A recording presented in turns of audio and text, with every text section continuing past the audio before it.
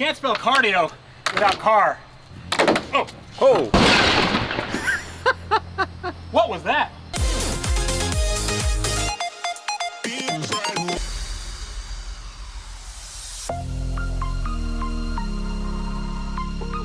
So if you guys are new to my channel, thank you so much for watching. I really hope you enjoy it, and consider subscribing if these are the kinds of cars and projects you like to see. Now this admittedly is a little bit different than what I usually do. I usually rebuild cars and make them better. This, we're not gonna do that because it is too far gone. But if you watch the last episode on this car, you'll realize why this is too far gone, and we're gonna get even deeper into why this car is so bad. But that doesn't mean that it can't have a purpose.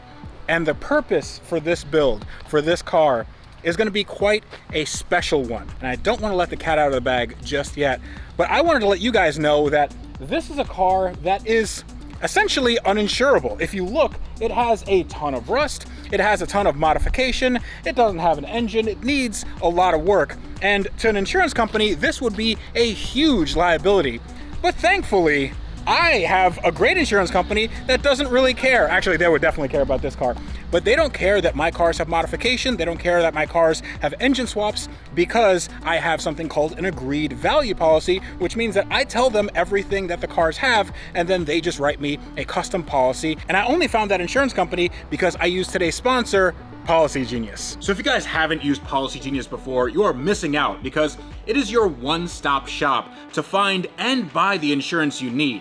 And getting started is easy. First, head to policygenius.com/Tavarish and answer a few quick questions about yourself and your property. Then Policy Genius will show you price estimates for policies that fit your needs and help you find the best options. And their team of experts will look for ways to save you more, especially when you bundle your home and auto policies. Now the Policy Genius team works for you, not the insurance companies. So if they find you a better rate, they will switch you over for free. I think that's a pretty good deal. Free is a good deal. Policy Genius has saved customers an average of $1,250 per year over what they were paying for home and auto insurance. Now to start potentially saving right this second, head to policygenius.com/Tavarish. It's in the link in the video description below to get your home and auto insurance quote. That's policygenius.com/Tavarish. Go check it out in the link in the video description below. It's really worth it. I've saved a lot of money. Like a lot. All right, so let's begin. We are here in the shade. It's actually very hot outside. It's like 90 degrees, and the car is looking, oh my, that looks like the worst car I've ever seen. But I think that we can make it very special, because I want to do something good for a good person. If you look over there, there's a shop, and a lot of you have been mentioning that there's a cool shop over there with a bunch of JDM cars and a bunch of cool Nissans. And look, there's even a Nissan Pulsar Sportback over there. That's super rare. But the owner of that shop, his name is Derek. That is Drizza Auto, and he has been instrumental with helping me do everything in the shop. I mean, when I was putting the McLaren together for SEMA, him and his kids came over and they helped me that last day, and we got everything done. So that car was ready to go to SEMA, and I basically cried when it got on the truck, because I couldn't have done it without them. And that's only one of the examples of everything he does. He's a really good guy, and he knows everything there is to know about RBs and VQs and 2JZs. I mean, literally everything JDM, this guy is your guy. But because of supply chain issues, he hasn't been doing all that well in terms of business, just because you can't get parts on time. The engine builds are just delayed and delayed and delayed. Machine shops have been delayed, and it's really hard to get custom builds done. So I wanted to help him out in the best way I knew how, and that is this car. We're gonna cut it up, and you guys can actually get a part of the car. Now, I am making a new shirt, and the shirt is going to be about this car and how insane it is. And I think that me, with the help of you guys, my community, we can give back to Derek, because he's given so much to me and given so much to a lot of people in the community. I actually have to be a little bit quiet here, because I think he might be listening. Hopefully he's not watching this video. He probably is. Oh well. I want to donate all the proceeds from my shirts to him, and I think that will be a little bit of a help, because again, just business isn't what it used to be because of the supply chain stuff. So in this episode, we're going to be cutting off the most iconic part of this car, which is that stanky wing. I'm not even pointing to the right thing here. That stank. We are going to be cutting it up and then putting it into the first batch of orders for the shirt. Now, I don't know how many we're going to get. I don't even know what the shirt looks like, but I'll put it up right here. That's what the shirt looks like. So hopefully it's nice. I'm definitely not wearing one. This is a Car Trek shirt. So I also want to know what this car looks like underneath the skin. We did that a little bit in the last episode, but I think we need to do a little bit more of that in this episode. So without further ado, me and Jack, who is standing right here just with his arms folded like he's in a Discovery Channel show. Business. It's business. It's all business. What you need is you need to be standing behind like sparks. Let's get working on this car and strip it down even more and then take the wing off and then hopefully not get tetanus. Tetanus shots? You got your you said you got your tetanus shots when you were 5, right? Yeah, it's been a while. Yeah, I've gotten them when I was 6 or 7, so I'm good. Do we have our wing removal tool? Oh, settle down, settle down.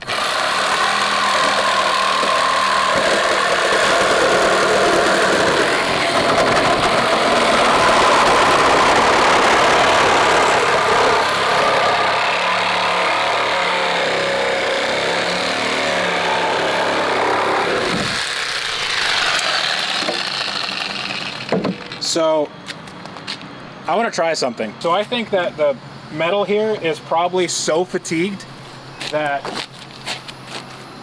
we don't even need to cut the other side. Now, this is only a theory, but come over here. Oh, that's spicy. Check this out. All right, 1 and a 2 and a... Oh, dude. Oh, what is that? Oh, it looks like seam sealer or something, and milk, chocolate milk. Oh, that looks horrible. I figured out how you can open this up all the way. Look, stays up fine. And then you just close it, and then you close this part. Boom. Dude, we just improved upon his design. Oh! Does that taste good? You know what? Surprisingly, no. So that's what the inside of the metal looks like. It looks like it has... Oh. Ew. Okay, You know what that looks like?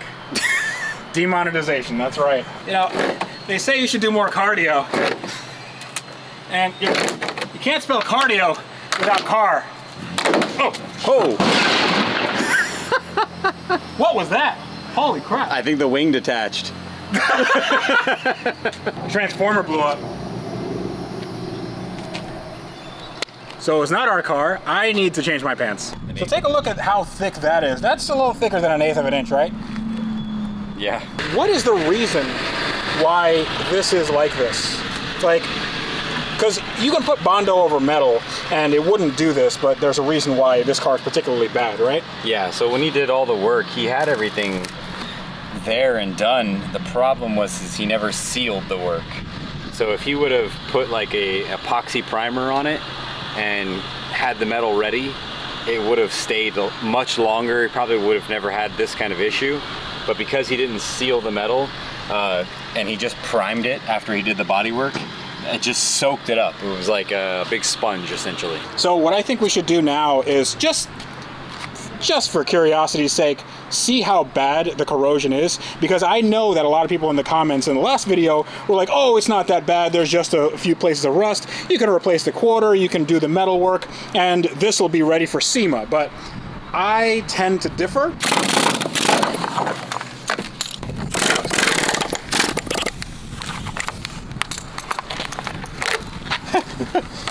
Oh my goodness.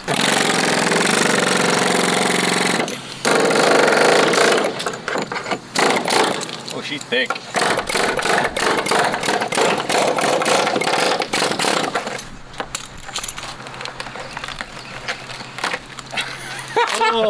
Oh my goodness.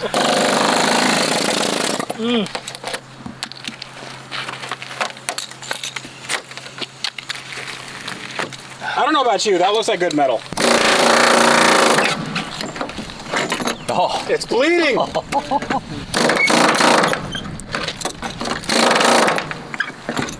Oh, dude. oh, that's so gross.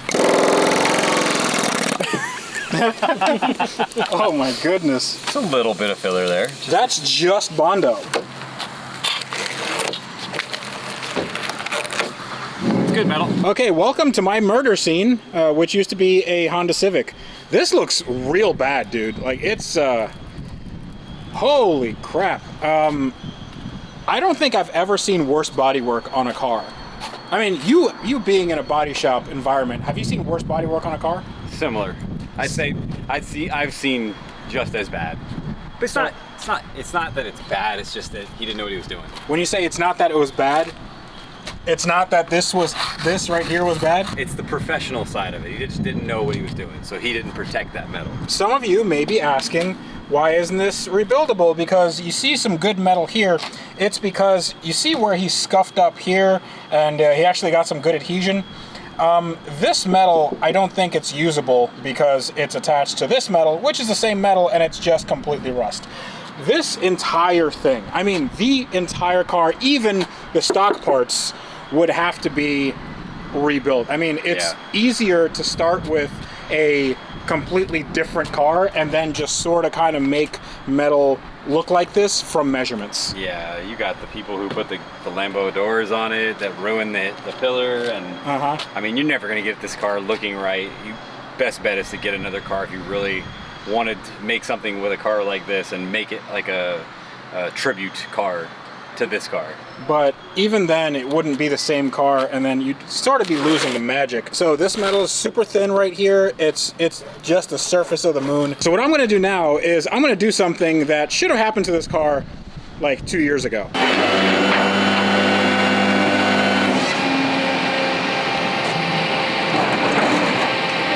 Whoops. Yeah, please don't scratch the car. She's all I got.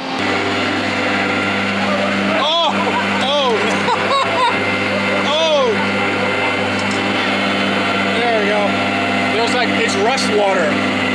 It's just, yeah. Oh my goodness, that is something else.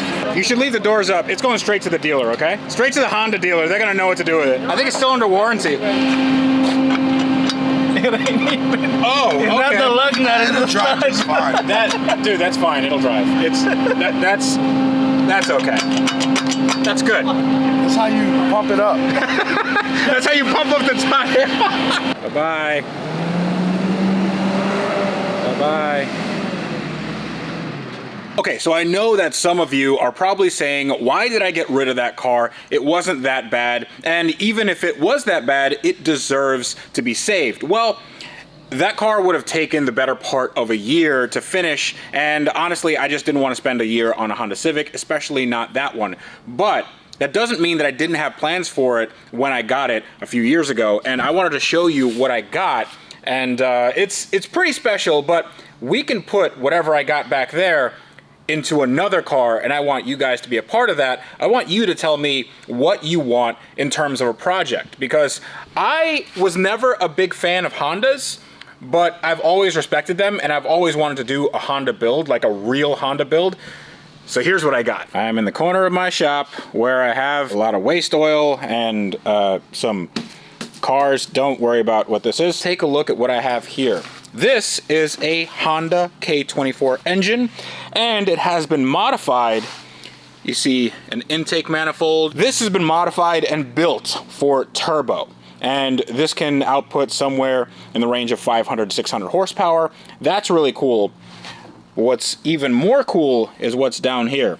It's a transmission, and it's a manual transmission, but it's not just any manual transmission. This is an all-wheel drive transmission. So I was going to convert that car to all-wheel drive, and it wasn't just a regular kit. It was a full bolt-on kit. Whoop, the full bolt-on kit that you can put on a Civic or an Integra, basically any Civic in the 90s, and came with brakes, came with axles, and this kit also comes with coilovers. Oh, look at that. So I got this as a takeoff from another car that had all this stuff on it. This would have made this car into a legitimate supercar slayer, especially on the quarter-mile track. So there is a few ways to do this swap, and the easier way and the cheaper way is to do it with a Honda CR-V system. And the CR-V is not good if you want to have any sort of power, but what I did is I got components from the four-wheel drive Civic van in the late 80s, and that's the Wago van, and that actually can handle a lot of power. And I see right here there are some new hubs, there are axles, we have mounts for axles, we have brakes, we have there's some billet stuff in there. Everything is supposed to be a bolt-on for a Civic, and this entire thing, this whole kit and caboodle, cost me $10,000, and I know it doesn't look like it, looks like just a pile of parts, but this was very expensive, and it doesn't include a turbo. So I need to have a car with these, because otherwise it's just 10 grand just sitting here, and I don't like to waste parts, except for the fact that that's what I've been doing for a very long time. So please do let me know what you think I should do with those components. I actually was thinking we could do an Integra Type R. Now those are really expensive, but I think those are really cool. I would need to find an Integra Type R that is not a pristine example, because then people would just kill me. They would really not like me doing anything to an original Type R, but if there was one with maybe some fire damage or something that's been crashed a few times or upside down and currently on fire, something like that would fit the bill perfectly, because then we could modify it however we want.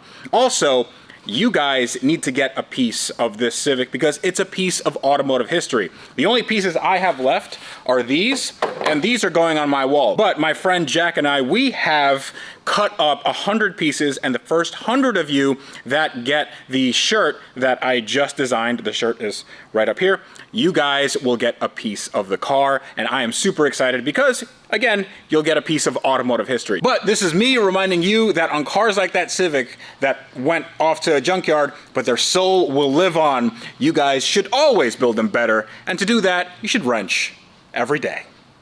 Thanks for watching.